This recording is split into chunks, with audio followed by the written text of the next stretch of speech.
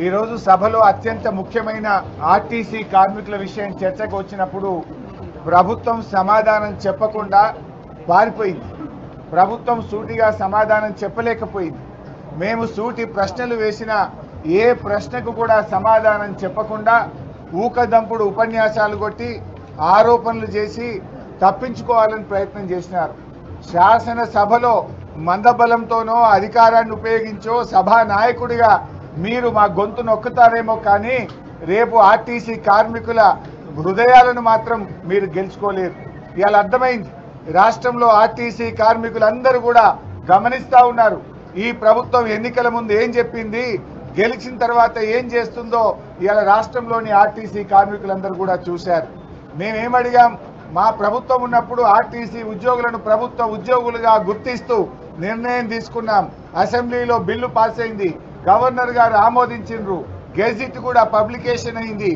ఏ date నుంచి వాళ్ళని తీసుకుంటారంటే దానికి సమాధానం చెప్పలేదు. 8 నెలలైంది మీ ప్రభుత్వం వచ్చి, 8 నెలలైనా గుర్తించలేదు. ఎప్పటి నుంచి వాళ్ళని ప్రభుత్వ ఉద్యోగులుగా గుర్తిస్తారంటే సమాధానం చెప్పకుండా దాటేశారు. యూనియన్ పునరుద్ధరణ గురించి అడిగితే సమాధానం చెప్పలేదు. చనిపోయిన పిల్లలకు రెగ్యులర్ ఉద్యోగాలు ఇవ్వాలంటే దాని మీద సమాధానం చెప్పలేదు. ముఖ్యమంత్రి గారు ఫిబ్రవరిలో ఇచ్చిన చెక్కు 300 కోట్లు, అది డమ్మీ చెక్ అయింది. ఆ డబ్బులు పాస్ కాలేదు. దాని సంగతి ఏంటంటే సమాధానం చెప్పలేదు.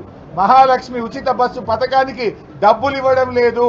మీరు ఏప్రిల్ మే 2 నెలల్లో 1 రూపాయి కూడా ఇవ్వలేదు.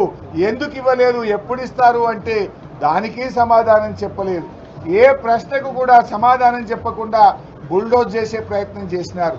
అంతేకాకుండా నేను యూనియన్ అధ్యక్షుడిగా ఉన్నానని ముఖ్యమంత్రి గారు మాట్లాడారు. ఆ ముఖ్యమంత్రి గారికి ఎవరు చెప్తారో ఏమో కానీ అన్ని సగం హాఫ్ నాలెడ్జ్తో మాట్లాడుతున్నారు.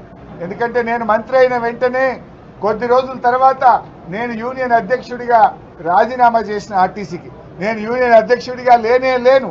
కానీ ఆయన ఏదో ఒకటి చేసి సభను తప్పుదో పట్టించాలని, సభలో చర్చ జరగకుండా చేసి మాకు ప్రొటెస్ట్కు కూడా అవకాశం ఇవ్వకుండా ఇలా సభ వాయిదా వేసుకొని పోయింది.